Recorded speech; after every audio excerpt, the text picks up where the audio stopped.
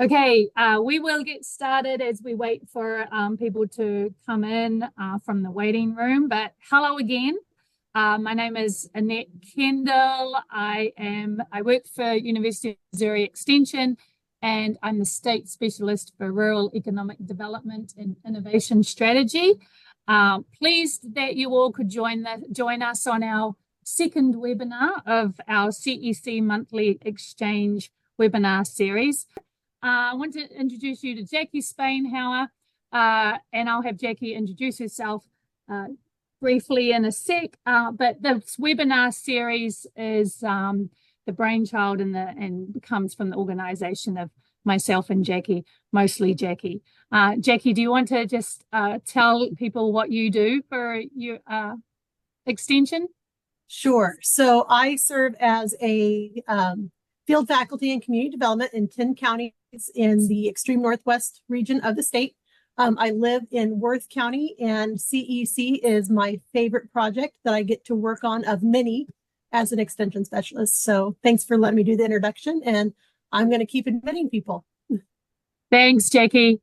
So just a quick plug, registrations for the CEC conference in Fulton opened today, and I will put that link in the chat in a little bit. Now, just keep in mind, there are only 100 tickets, so you might want to get in quick. We keep this conference small so that we can have good networking with everyone. So, 100 tickets we expect will go fast this year. So our guest host for today is Mark Cowsert. Mark Cowsert is the Associate Director of Partnerships at Missouri After School Network. He is a fabulous and passionate advocate for youth entrepreneurship. He's a very good friend of CEC and the conference and has done a lot to support us. And Mason Missouri After School Network is a platinum sponsor of our conference. And so Mark is going to introduce you to our guest speaker, who we're super excited about. So I'll let you take it away, Mark. Well, Annette, thank you so much. And golly, I was telling Annette earlier as I was going back through the history of our work and our time in this youth entrepreneurship space, and I realized that my friend Steve Hennis, by the way, Dr. Steve Hennis, congratulations. We are so proud of Steve and getting that done, the hard work. And Steve was a consultant with us. And I'll kind of give a little bit of that background here in a moment. But I met Annette when I first came to the network back in 2019. Steve said, hey, there's some folks on campus you need to meet. So he trucked us across campus to True Last School of Business and meet some of the folks in entrepreneurship. And Annette was a part of that meeting. And it was so exciting to begin to dive into this work. And so as Annette has said, my name is Mark Cowsert, and I'm the Associate Director of Partnerships for the Missouri After School Network. And we are so delighted to have a very special guest with us today. Before I introduce Desma, I want to also kind of give a little bit of an overview for those of you who may not be familiar with the Missouri After School Network. Kind of want to say, you might be going, well, why is this group? Who is this group, and what are they doing in our space? And so, first of all, I want to say this: love the CEC. Steve and I had the pleasure of being at the first. I think we've been at all of them now, but anyway, we were invited to the first one in Hannibal, and we're able to be presenters at that and present youth entrepreneurship. What was fun about that was that in our session was a young lady from Fulton, from the Callaway Chamber, Brianna Cleathermos, and she just took all kinds of notes. She came up, she talked to Stephen and me at the end of that. And not that we had anything to do with the fact that the CEC is coming to Fulton, but I can tell you this, that Brianna's passion, her gathering of information, her taking what she was inspired from at that first CEC in Hannibal, has produced so many cool things in Fulton, in Callaway County, and their work in youth entrepreneurship. And I think that is so fun. So it's kind of a full circle moment for us as a network to be coming to Fulton in September. The fact that Brianna's, that we're doing a focus on youth entrepreneurship, that we're going to have a track around youth entrepreneurship, and that we get this opportunity to also have a keynote on youth entrepreneurship. The Missouri After School Network is one of 50 state networks funded by the Charles Stewart Mott Foundation. When after school kind of made that transition, we now say in the late 1900s. That makes it sound really old, right? But it was it was late in the Clinton administration when they started looking at it. It was Secretary Riley, Education Secretary Riley, and the leadership from the Mott Foundation said, "Hey, we're making these transitions from what after school is as predominantly just childcare, which was still important, right? Safe spaces for kids. You heard the term latchkey, those kinds of things. Well, as it started to transition toward these academic enrichments, these broad array of activities, supporting what's happening during the school day, then we needed more opportunities for specifically those communities that were under-resourced to have the same opportunities that communities that had resources had. So you had these fee-for-service programs, and then you had a lot of kiddos that were just left on the sidelines. Well, that was the advent of the 21st Century Community Learning Center grant, which is a federal appropriation to support under-resourced communities in rural and urban core communities to allow for after-school spaces to be available. There's still a huge need for this all across the country and in our state alone. The pandemic gave us a big hit, and we were kind of chipping away at that need. We're back up to where for every student in an after-school program in the state of Missouri, there are 4 waiting to get in if it was available and affordable for them. So we know that there's still a lot of work to be done. So anyway, the Missouri After School Network supports all after-school programs across the state, specifically providing that training and technical resources and supports and resources and coaching to our grantees, the 21st Century grantees, and also the school-age community grantees. And then we got a grant. What brought me to the network and how I got to work and do this work with Steve was we got an opportunity grant from Mott outside of our regular funding. We got an additional grant to do work in college and career readiness, which we termed CAPSA, Career Awareness and Post-Secondary Access. And then right on the heels of that, we got a grant for youth entrepreneurship. And it was in those two spaces and working with Steve, we said, these are the ways in which we can help lay the foundation for communities all across the state to invest in their students, to provide resources and opportunities to inspire students, specifically in our rural communities where they really would love to keep the best and brightest, right? We know that a lot of times those kiddos are going to leave and go off to college, but then they may not come back, although they might really want to stay there. There may not be a ton of opportunity right there. But what we know can happen through this entrepreneurship work is that we can inspire students to create their own pathway, right? And we can begin to see how they can and show them how they can feed into and support the local economy of their communities and be a part of the solution of that. So anyway, that's just kind of an overview of the work that Mason is doing in this space. And then with that, when we got those grants, we were gifted a couple of jewels to be a part of this work and walk beside us. One of those jewel organizations was VentureLab. And the other is the Young Entrepreneur Institute, or we call YEI, out of Northeast Ohio and Cleveland, Ohio. VentureLab is based in Austin. And today we have the privilege of having the executive director, CEO of VentureLab based in Austin, Desma Deitz, with us. And also with that, we're very excited. You heard Annette say that Mason is a platinum sponsor of this year's CEC. We're very grateful for that opportunity. And with that, then we're having the opportunity to bring Desma in as one of our keynotes. And so she is going to be our capstone keynote on the last day of the conference. And Desma, would you, first of all, welcome to Missouri. You've not come yet, but you are virtually right now, right? Mm-hmm. But you're coming in September, so we're very excited about that. And but would you just take a moment and just give the folks here an overview of your work? You have been such a champion for children and youth in your work professionally. I was going to tell you earlier too, Desma, I was on a meeting yesterday with Drury University about a possible project to provide college credit opportunities in the after school space. And one of the people on there was a person working in their migrant student work to provide. And I thought about you because you talked about your, and your history. So you can kind of give an overview of that as well. But Desma, thanks for being with us today. Thank you. What an incredible welcome. I mean, let's give it up for our host, right? Who's the musical guest on SNL tonight? Is there a musical guest coming on later? Let's see. Oh, you know what? I'm going to kick it old school. He's awesome in summertime doing his shows at venues outside. We're going to kick it old school and go JT, and I'm not talking about Justin Timberlake. I'm talking about James Taylor.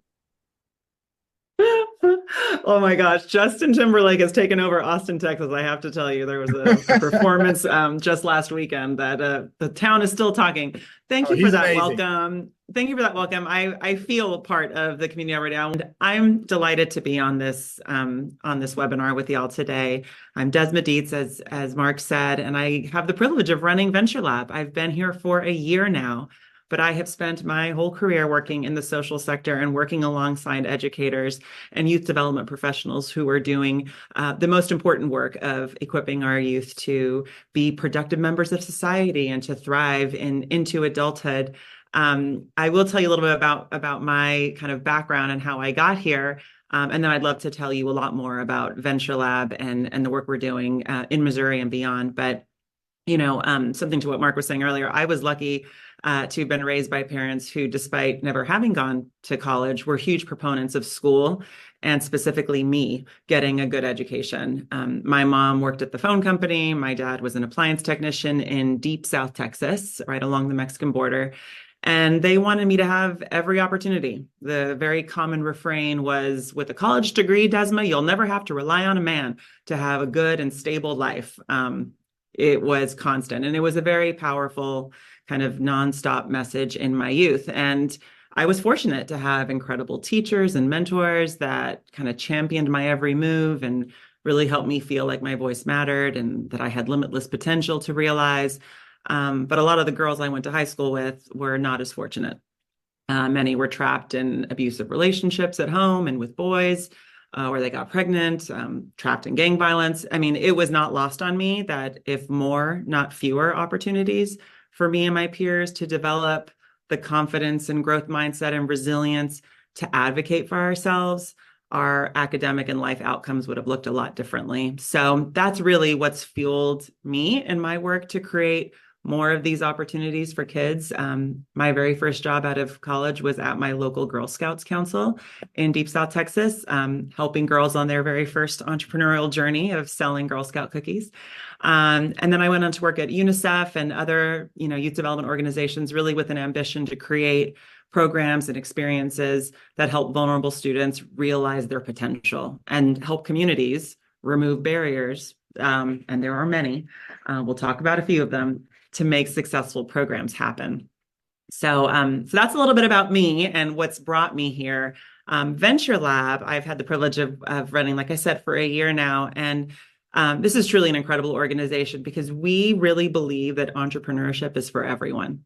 Kids have terrific ideas. They just need mentorship, social capital, little real capital, and really the guided activities and skill development to help them build their ideas and bring them to life. And so one of the things that we really believe in is the younger you start, the greater impact you can have on students' trajectory. And so at VentureLab, we really do focus on middle school youth with our intervention, and even upper elementary school aged kids, because really middle school is that precious time when students start to really self-edit themselves out of particular types of careers, or stereotypes start to dictate where girls or minorities belong in their careers. So, intervening at this time and really giving them the skills and the confidence and the understanding on how they can dictate their careers and design their future is super important. And so that's another kind of distinction about VentureLab and how we really try to intervene at a young age to get kids to this place where they know that they belong and not edit themselves out of the classroom. VentureLab was founded 10 years ago in San Antonio, Texas, and it started as a girls' camp, a camp to help girls learn how to think and be like entrepreneurs. And over time, the program grew. Mark mentioned the Mott Foundation. They were a transformational funder for us as well, because they really gave us the infrastructure to go and help all of the other state networks, not just Missouri, to build out programs and get kids involved in entrepreneurship at a young age. So I'll talk a lot more about VentureLab here in a minute, but I did want to leave you with that introduction of this is what we do, this is what's important to us, and again, just thrilled to be a part of this community. I think, Desma, one of the things that impressed me the most about when I met Dr. Glonchai, so the founder of VentureLab is Dr. Crystal Glonchai. She wrote a book called Venture Girls, which then sparked this particular organization. And I felt like, again, similar to your parents saying, empowering you as a young woman.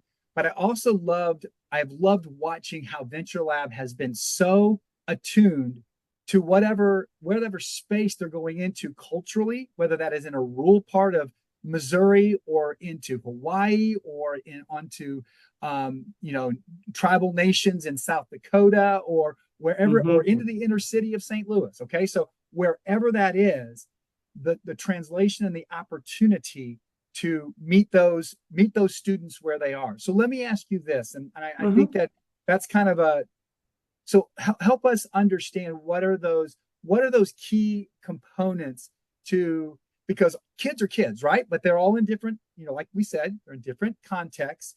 But what are those universal principles that you have determined that VentureLab has seen that inspire and empower students in this space? That's right. Well, when you think about the word entrepreneur, immediately everybody thinks about, starting a business. And those that really understand it in youth development in particular understand that it truly is a mindset. You think like an entrepreneur, and the skills and the competencies to be entrepreneurial can serve you whether or not you start a business. I joke all the time that I have no interest in fifth graders dropping out of fifth grade and going and starting a business. I am interested in them learning how to fail and fail well and learn from that failure. I'm interested in them having that grit and persistence to help them continue to the next adventure. And that embracing failure is one of the kind of core tenets of entrepreneurial learning and is central in all of our curriculum, is really helping kids learn how to grow from those mistakes and become better problem solvers for it. And a second component of that, I think, is a growth mindset versus a fixed and closed one. And that your prompt is a perfect one, an example for all of us, even as grownups, that if we set ourselves a pretty large goal and a lofty one at that, and we say it out loud and we rely on our community to help us get there, we often can. Entrepreneurs don't work alone. So, having a growth mindset and staying curious as you're solving problems with your community, those are the strengths, I think, of our program that can set students up for success. And when I think about rural communities in particular, the resourcefulness component of entrepreneurial thinking and being adaptable could not be more relevant because of a lack of resources, right? Students have to be resourceful and adaptable. And I think in rural communities in particular, you kind of have that in spades. And so how do we show kids how to do that in a way that helps them design their futures and imagine where they can be when they put these skills to practice? So in our programs, a lot of times it is these guided activities that show kids how to take those skills and start a business with it. And that starting a business comes from a place of pure empathy. It's them solving a problem that matters to them. And when you look at this generation and what fuels them and motivates them, it's causes that are going to make a difference socially, the causes that are going to help them see a change in their community. So we need to, as educators and leaders and mentors, lean into that and give them more room and space to, okay, your voice matters. Here are the skills to bring your idea forward and solve the problems in your community. So that is, there's 12 entrepreneurial mindsets in VentureLab's program and a ton of skill building that happens as well. Together, that curriculum helps kids, again, become a force for change in their communities. Yeah, I'm really glad that you mentioned the that freedom to fail perspective, that failure isn't final as one of the mindsets, because especially I think often that's where it's where students can get derailed if they don't have that person, that positive mentor in their camp that's saying it's okay. Listen, this is, and especially when they're told that that's a part of this process, that when you iterate and you innovate, that not everything's going to be perfect, not everything's going to work perfectly, and so that's part of that process, and then that creates that persistence and that grit for them to stay in there and be a part of that. And then that brings also the invitation for collaboration, and you bring in, so there's all of those possibilities. And I think that's also key when we talk about how this benefits a local community, because then what happens is these students begin to see that there are resources. They may have not seen them immediately. I can't remember where it was, and it might have been Annette said this when we were talking earlier this week, but like often, especially in rural communities, we take for granted the small business owner. I asked the question one time. So how do you define, what's the difference between entrepreneur and small business owner? And I think it was Scott Mann might have said, yes, both. I mean, a small business owner is an entrepreneur. I mean, there's no distinction. They have had to do the work to start that business and move it forward. And so I think often what that does is when we make them aware, and then they can talk to someone. That's another aspect of this work, is in introducing students to others who've done this work, right? Absolutely. And it's funny, at VentureLab, we like to boast a 100% failure rate. If kids are not failing as they are coming through these programs, then they are not learning. And this is the time that they are meant to do that learning. And it's something that I want to really also call out is, in school, failure isn't exactly an exciting and a positive word, and it's not something that educators in particular are interested in promoting. So, one of the reasons that Mason and after-school programs and enrichment programs, after summer programs, are so important for this type of learning to happen. This type of experimenting happens, and so I want there to always be space for, because these skills aren't exactly being taught in the classroom, right? And so having space for it to happen after school, where there can be different models of learning, something like VentureLab or other project-based learning programs, your CAPS program in particular, is a great way for kids to start to learn and expand beyond, learning to the test and what can frequently happen in classrooms. Yeah, so true, so true. And I think that when given the opportunity for students, specifically in an out of school time space, and when we talk about, so we use the term after school, Missouri After School Network, we're talking about out of school time. That is either before or after school, also during summer enrichment. Right now, this period of time, when school lets out before school starts again in August, is one of the most fertile times for students to grow and develop and have the opportunity to see their dreams start to take root, right? To start to grow if they're given that opportunity. And, I was reminded of this. My daughter raised her own money to go to an acting camp when she was going to be a freshman. So we helped her a little bit, but she said, Dad, I want to go to this camp in New York, right? So she wanted to go to French Woods Academy. There's two big ones out there, French Woods and Stage Door. And, Maroon 5 met at French Woods, and Natalie Portman was at Stage Door. So my daughter knew this. And so she's figuring it out, right? So she raises the money, then fast forward, and she starts to be an ambassador for French Woods. And so we go to St. Louis to John Burroughs School, and their gymnasium is full, and there's all these camps from across the country. And these families are walking through, and they're signing their kids up to go somewhere all summer long. And these are mostly families, right, that are upper middle income households. And then you think about the communities and the groups of students that don't have that opportunity, right? That's right. And so now what we've been doing in this space and advocating for in our work, so I'm just kind of doing a little plug for what the network does, is one of our 3 pillars is policy. So policy, partnerships, and quality. We want quality programs. We build partnerships in the community, but we want to make sure we create space for that so that students have access, right? So that's what's key in this. And so this is why we talk about this. Go ahead, Desmond. Yeah, well, I want to give a plug to CEC in this too, because, this work that we're doing is so important, but There was American Student Assistance just put out some research talking about the influence that parents have on their kids from elementary to high school on the way. It just keeps going like this. We are becoming less and less influential, and the personal connections and the mentors around students are what matters most. And so when I talk about how a connected entrepreneurial community starts with youth, I really do mean that the mentors, the people on this call, the people who put in the chat, I want to see my community thrive, the power that they wield in influencing that next generation is massive. Students will, and in our own programs, we try to match the mentees and the mentors to look the same, to be working in the same industries, to have similar passions and connections, because that will be more influential than any finger wagging that mom can do, anything that the teacher is saying in the classroom, and even out of school time.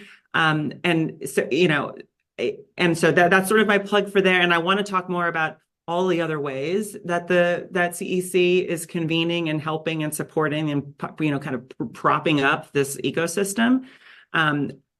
But a core component that Mason is really leading the charge on, and that we're really trying to make happen, is that entrepreneurial mindset of that youth, so that they're primed and ready, and that there is structure in place for that mentor to go and be that influential, leader that they can be for our youth. Mm-hmm. Mm-hmm. You mentioned earlier too about that, the voice, the permission for students to have. And, in this work of youth development, we had this pyramid that the Weichert Center has put together, this youth program quality assessment, where youth voice is the pinnacle, right? When youth feel welcomed, when they feel affirmed, when they feel like their voice matters, is when it really begins, they begin to really flourish. And we want to make sure that we create spaces so students can flourish. And in that, so often I want to put a plug in just as an example of this. So one of the communities that we've worked with has been Centralia, the Centralia SMART program. And Lisa Mattison was a teacher in Centralia. She retired, but she was working in the out-of-school space. And giving those students, and when they started to dig in, they wrote a book about what was happening in their community, and they highlighted those businesses. And when they began to feel like, and then they were feeling like, oh, we matter. We did this. The business community was also inviting us into this space. They started supporting those students with their, what they were producing, both individually and collectively as a group. And in that, so this group has continued to grow, even though they've lost some funding, they've lost their space, but these students felt empowered enough. They're continuing the work right now. And these students have grown with it, And so that's a big part of it. Centralia is a very small town. It's the Smart After School program. I remember Scott was telling me all about it, and that they were able to network. These teens were able to network from local businesses and really start to have some money-making ventures. And and you had some performing in the Mason's pitch competition, right? As well. And then we had a couple come through our Spark program as well. So, the investing in youth that have their own little nugget of an idea in their mind will fuel their continued learning if we are able to invest in that. It sort of reminds me of another homeschooler, Jessie, who lived in rural Missouri. She was a maker, a crafter. She was demonstrating her growth mindset and curiosity when her neighbor asked her how to make candles. And it was when she entered again Mason's pitch competition, and she had an opportunity to connect with the network, build that social capital and the financial capital, that she was able to thrive. And so, I think that intervening at the right time in the right way can be really transformational for these kids. And Jessie is a great example of that. Really found her courage, being able to present at a pitch competition. And I believe she's still making candles today. She is. And I will say this, Steve will remember Jessie. She was at our first pitch contest. She was a 4-H'er. She was down in far southwest Missouri. I think she's in either Newton or McDonald County, but she's down in that region. And what's really cool about that story, Desma, is that YEI has got a partnership now with Walmart, and they're doing a lot of work in Northwest Arkansas, right? So they've placed Kelly Bigger down there, and they had a conference, and Jessie's mom came down, and then they encouraged Jessie, and she got on the stage to share about her experience pitching in our contest, and then how that has fueled her to continue her work. And her mom was so complimentary about the opportunity presented to her daughter really grow in that. So again, that's that overlap. And I really want to make this very, very clear to our group that's here today. What we're doing as a network, Mason, and building and helping, we're not really building the ecosystem, we're uncovering. I told Steve and I talked about this when we first started working together, because Steve had been doing this work prior when he was with 4-H, right? Looking at the various opportunities that were available and helping encourage students and providing opportunities for 4-H clubs across the state. It's uncovering the ecosystem. There's work happening, right? But then as we uncover it and then give them a space for it to then begin to thrive and get recognition, and then bring those connections together to support them. And so that's really what's been fun about this work over the last, holy cow, Steve, it's almost 5 years. I celebrate my 5th anniversary at the network, July 1st, which is nuts. But anyway, and so that, I'm glad you brought Jesse up. I think about a lot of our kiddos who have who've done this. Does anyone know of any programs in Missouri that provide entrepreneurs on how to support their young person startup efforts? Nice work, Steve. Steve answered it. Before I even had a chance to pull out the URL. For the DIY mom and dad or caregiver out there, we do have a caregiver workbook that is free to download. I've run it with my kiddo, my 8-year-old, and have had a blast watching her workshop, her logo and her different, and every time we work on it, she has a new business idea, which is great. But especially if that kiddo has a nugget and a caregiver that wants to run them through the workbook, it's a really accessible entry point. The man over here at Brennan Mason could certainly connect with a structured program that's happening locally as well, likely a VentureLab program. But yes, thank you for pulling that up, Steve. Thanks, Steve. That's awesome. Steve Winger put that out there for us. And so I want to say this. I see my friend Doug Hunt is with us today, and Doug is the Director of Entrepreneurship for the Joplin Chamber of Commerce. One of the things, just so you're aware, also for those who are just learning about the work of Mason, one of the things that we've been very, very, I feel really blessed that we get this opportunity is we've been doing some micro grant programs over the last few years, one of which is a chamber grant program that we are finding ways for local chambers to connect with their local after-school program, and looking at highlighting an area either in career exploration and pathways work, or youth entrepreneurship work, or STEM work, or a combination of all three. So that's one. Doug and the Joplin Chamber, in their partnership with the Boys and Girls Club of Southwest Missouri, with their sites in Joplin and Webb City and Carthage, have been amazing. So in a moment, and they've used VentureLab. So I know Doug is a huge proponent of VentureLab curriculum, because he and his team, they didn't just sponsor it and be the pass-through of the dollars. I mean, their chamber was actually involved working with students. And as Doug calls them, the kiddos. I love that part about us, both of us calling them kiddos. But anyway, in just a moment, I'd love for Doug to just share a little bit about, because I think what we're looking for here are ways for to give some, and this is what also the CEC will do. When you have that youth track, if you get to attend any of the sessions that'll be offered during that youth track, we're looking for practical ways for your community to do this kind of work. And there's some amazing tracks or amazing breakout sessions at that track. I think we're actually going to feature that before the end of the summer. We're going to talk about the various tracks at the CEC, and youth entrepreneurship will be highlighted in there as well. So I'm just trying to, again, if there's any, so as a community advocate, how do you engage with your programs and curriculum? How do you begin? So Steve's asking that question. So Steve, one of the things that I would say is, first of all, in your local context, see if there is an after school program, and whether that's just elementary only, or are they doing some things in middle school, high school? But if you can start there first, or maybe there's another nonprofit, or there's a CBO in your community, whether that's a Boys and Girls Club or a YMCA or a faith-based organization.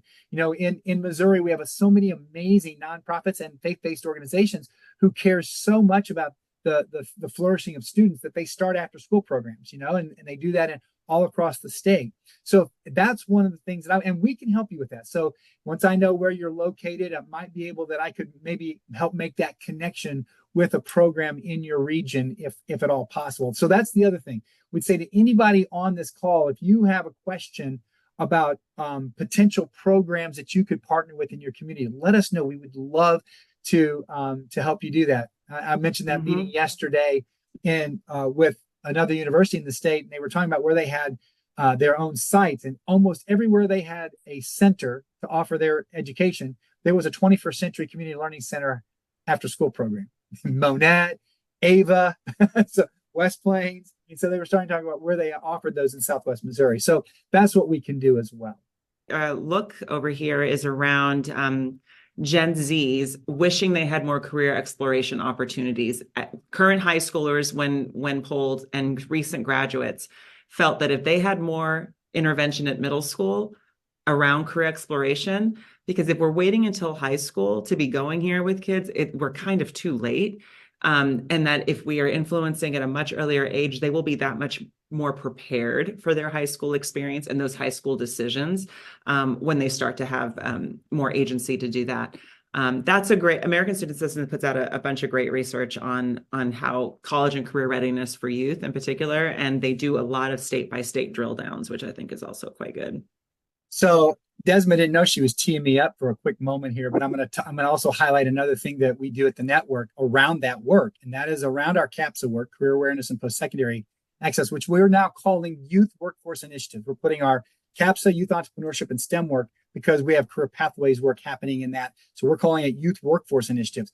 But in that space of career exploration and introduction in that middle school space, we do a middle school summit using VentureLab's curriculum as a way to launch those students where they can learn about careers and create their own careers. So we're using the entrepreneurial mindsets while they're learning about careers in that space. But also we launched in conjunction with MU Extension, a project that came out of Extension Engagement Week's focus on workforce development.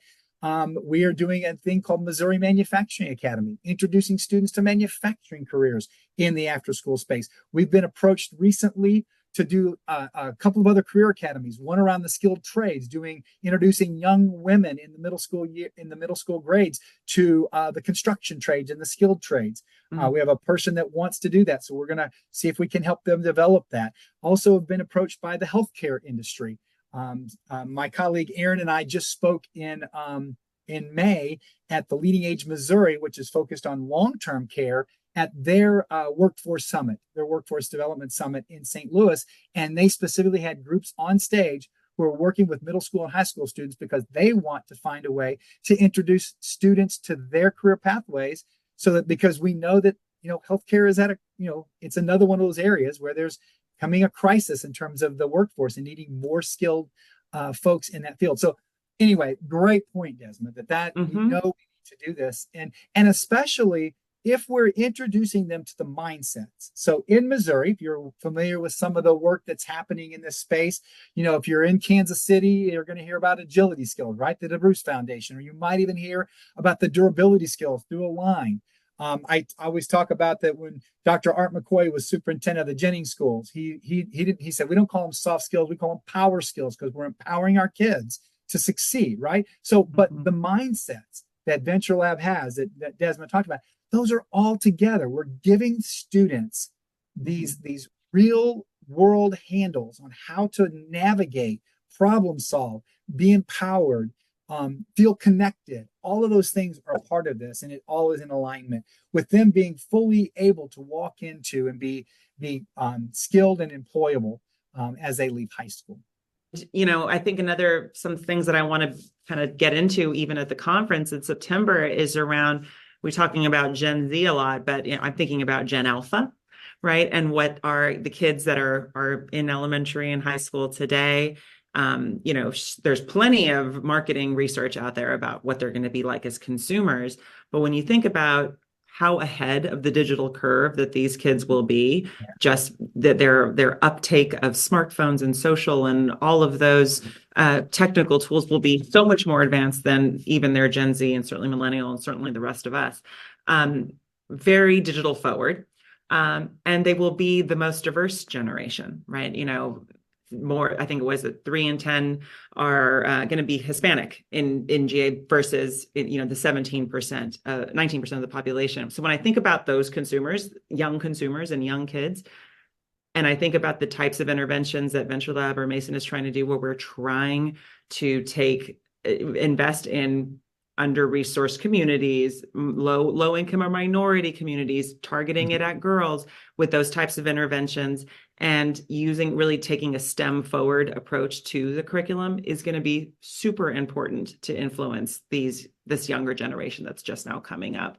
And then how will their their motivations change? When you think about the way that millennials and certainly Gen Z, are much more socially conscious than their predecessors, right? And so what matters to them, what true success matter, the way that they define it would be a job or a skill that matches their passions, right? Or a job that is helping others or helping their community thrive. It's a different way of a different motivation than I think that that our generation was raised around and really was motivating us. And so how do we give these students those tools at that young age to be able to tap in and lean into what they care about? That will be an important kind of focus, I think, and it's getting ready for September, but in the work that we do every day. Yeah. Oh, and as soon as you're talking about that, I what comes to my mind are a couple of our pitch winners over the last couple of years. I sit on the board of a nonprofit founded by a 15-year-old. She won. She won our 2021 or 22. I can't remember which one Angela won. I think it was the 2021 pitch challenge. But she won that, and she was an 8th grader when she won it. She was a rising freshman. She'll be a senior this year. And she talked about how valuable that $500 gift card was. That was gold to her. $500 to help her continue her business idea. On top of that, she had a heart to see students like her be engaged around effective altruism. So she started a nonprofit called Better Trajectories, doing summer fellowships for students from around, not just around the country. She's got some international kids who are participating in this. And so anyway, and I think about Noah Temple, he was actually the runner-up to our competition, but then was a YEI national finalist, one of the 3 finalists. We had 2 Missouri of the 3 national finalists in the high school category for the national competition through Young Entrepreneurial Institute were both 2 Missouri entries, and Noah won. He's a young, he's also going to be, I think, a senior this year, but he has his junior job. It's a coffee company, and $5 of every bag of coffee and a portion of the tea, I don't remember how much of each tea that he sells, goes to support providing educational resources to students in Africa. So again, you're spot on, Desma. These are students that, yes, they want to, and his target school is Wharton. He was very excited. He got to go visit Wharton Business School. But and what was really cool is he came to a meeting that we had last fall, and Harris Stowe, their Center for Entrepreneurial Innovation, is really doing some cool things in the city of St. Louis. And the young lady that was there that helps with that, she came up to him and she said, "Listen, Noah, there's a group of minority coffee roasters here in the city. They would love to meet you. And on top of that, there's a Black-owned coffee shop down here." She told him where it was located. "They would love to sell your coffee." That's the kind of thing that we want to do. We want to connect kids to these mentors wherever they are across the state. In that space. I love that you brought up Noah, and even Anjana. I didn't know that was her newest business. I remember Recipes. I remember one of her earlier business ideas when she came through the program. So she's onto a new business venture. I love it. And yes, and that is exactly the journey that we anticipate all of these kids to go through. They'll have this a business idea, and they will learn the entrepreneurial skills to help build it up, and then they're going to pivot and they're going to move to soccer or some other thing that's got their attention at that time, in that moment. And then until another idea strikes, and that becomes their new, and they're taking all the learnings from their first venture into their second and third and fourth. So I think about that. I love that she's, still thriving and still wants to be an entrepreneur. That same American Student Assistance, and I don't know if it was in that study or another, but that Nearly 50% of students polled today would prefer to be entrepreneurs. They have that entrepreneurial spirit inside of them. Mm-hmm. And it is our job as a community and as educators Mm-hmm. and to equip them to do that and to do it well. That's certainly what wakes me up in the morning, and I know it does for you too, Mark. And so I'm glad that we get to do this work every day. I'm going to ask my friend Doug, if it's okay. I'm going to ask Doug Hunt, and then if you can put Doug on the screen, if he's still with us, I think he is. Doug, would you be so kind as to share what you have been doing in Joplin in conjunction with an after-school program utilizing the VentureLab curriculum? Yeah, absolutely. I just love what you guys are doing in Joplin, Doug. So if you could share just a quick minute, that would be awesome. Well, I would be happy to, and thank you for asking me. So I'm Doug Hunt, Director of Entrepreneurship with the Joplin Area Chamber of Commerce. And the large part of what I do is meet with individuals that come through the door that tell me they're thinking about starting a business. So, and it can be any age, and we have a very close relationship with the SBDC out at Missouri Southern State University, and we just have a really nice ecosystem in place. What I do know is that where's the next generation? And that's the important thing. So when we had the opportunity to team up with the Boys and Girls Club and VentureLab, we knew that this would be a great thing. But like any business, you make an investment, sometimes that ROI is not until a decade or two down the road, which is what this is. And we all have a tendency, especially financially, to be looking at what's going on in the quarter in front of us. But the thing that's rewarding about this in reaching down to the youth is, just like you said, Desma, is mindset. And so when we've had these, the curriculum, and then my responsibility beyond just writing the grant and getting it set up is to bring in a guest speaker on the last day. And in the last 3 years, we've had very dynamic speakers. And Mark has probably heard this story more than he cares to, but each time that happens, I always get to see a face light up. And that's the rewarding thing about what we're doing, all of us, is that when you can touch that child, and whether they go on to be a business owner or not, but they're thinking differently about obstacles, life, how to handle certain things, that's where the magic is. And that's what continues to drive me to put even more on my calendar, not only knowing that the youth, when they're exposed to this, it helps them with their mindset, but chamber world, whether we want to admit it or not, is facing the challenge of what membership is going to be in 10 or 15 years. So I've talked to incoming freshmen at Missouri Southern State University, and they would walk up to our booth and they say, "What is a chamber?" So we've got to do a better job of reaching out. And if kids think that they can just build a business online, which, yeah, maybe they could, it's our responsibility to make sure that they understand the importance and the nuance of shaking hands, of making eye contact, and building trusted connections, and understanding the value of networking and visibility as credibility and all of those things. And we will see the benefits of that a decade or more down the road. And I just know that. I mean, I know that. So as recently as this morning, we had our morning brew networking event, and a independent physical therapist who started her business has got a intern from the University of Missouri Southern State University. And as we were talking, I said, I asked the young student, I said, "Do you see yourself owning your own practice in 5 or 10 years? And she said, "I haven't given it much thought, but I don't think so, but I'm open to it."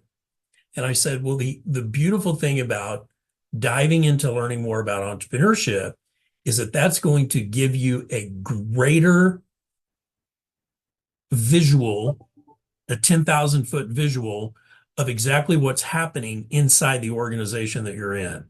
It will give you a completely different perspective. And she looked at me and she said, wow, I've never thought about that before. So something that's as simple as a message as what I just said that is for all of us. My goodness, the need is great.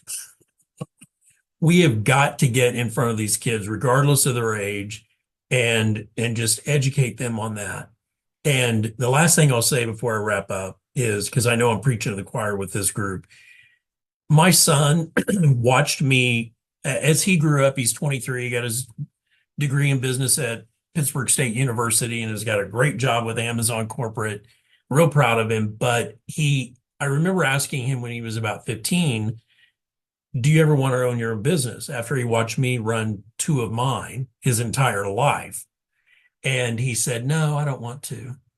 And it kind of struck me. I'm like, oh man, I failed. And he said, no, because I know the struggles that you've had to go through. And he said, I remember that. Here's the silver lining to that though. And it goes right back to what you were saying, Desma. He is in an entrepreneurial mindset. I watch him and he looks at his life as though it's a business and he's the CEO of it. He has his own 6-month, 12-month plan, 5-year plan. He's methodical about certain things. So it's not about somebody starting a business. This is it's a life change for kids. And even though I work with the kids at Boys and Girls Club, I also have an opportunity to work with the MOSO CAPS kids, but I'm also asked to speak to the JAG kids. And I can tell you, going into the rooms over here at Joplin High School and speaking with those students, that's just as critical as the kids that have been blessed with a lot of things.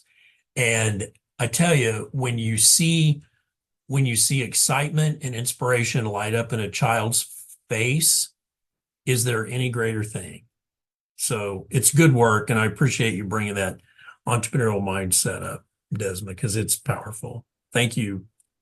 Thanks, Doug. And I want to say this for those who may not be familiar, the MOSO CAPS program that Doug's talking about is a school-based program that's a job shadowing program. It's the CAPS program in the high schools, and the JAG program is Jobs for America's Graduates. That's also a mentoring type program that specifically targets students who are under-resourced.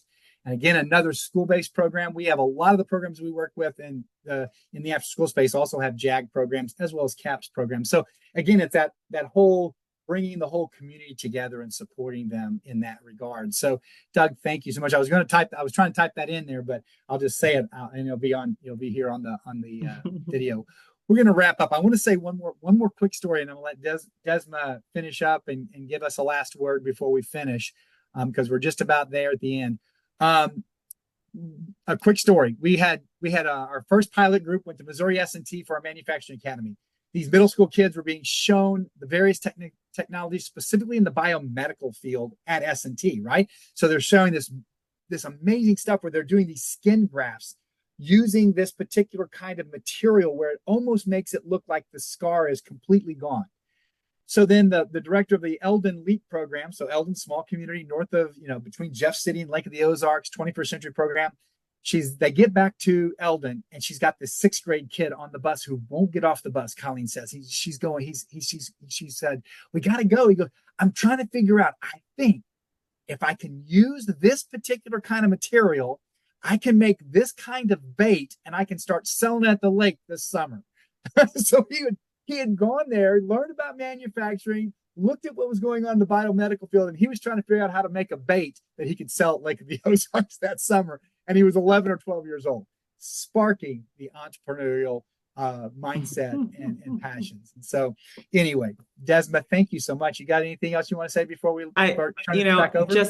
Just a fun fact that I wanted to mention to Doug about his son, realizing that he was an entrepreneurial thinker and how that was likely how he got that job at Amazon, and how many of the employers today, one of our growing areas of funders is corporations who are realizing that they need to hire more employees with entrepreneurial mindsets and thinking, critical thinking, problem solving, creativity, leading with empathy. All of the mindsets of being an entrepreneur in our curriculum are the exact entrepreneurs that these companies need and that they're looking for in future employees. So there's a lot of interesting research about how are we equipping, the Amazons of the world to hire, or, students to be ready for the Amazons of the world. So I look forward to talking about that and so much more at CEC, and learning outside of even youth entrepreneurship what is happening in your community. I'm excited to see y'all come September. Thanks for having me. So I think I've got about maybe 30 seconds. So thanks, Mark. Thanks. Really good job being our special co-host. Really appreciate it. And Desma, we really appreciate you taking the time out of your day to come and speak. What a inspiring and heartwarming session that we've had today. I do want to really, really quickly make a plug for a program that is the registration has just come live while we've been on this call. It's a program of my own. It's dear to my heart. It's an entrepreneurship summer program for neurodivergent high school students living in Missouri. I'm going to put the link in the chat for registration. But any high school students that you know of with autism, ADD, dyslexia, any of the cognitive processing differences, please tell them about this program because it's very special. And I can't wait to get started. Sorry for using my platform here to promote my own program. But I just really want to help these kids and impact their lives. Thank you again, everybody. Thank you, everyone who took time out of your day on a Friday. I personally like to spend my Friday afternoons doing this instead of procrastinating, which I want to do on a Friday afternoon. So thank you for joining us, and we will see you again on 28th of June. Is that right, Jackie? Yes, 28th of June. Please get in touch with Jackie or I if you have any questions or suggestions. Thank you. Terrific. Have a great weekend, everyone. Bye-bye.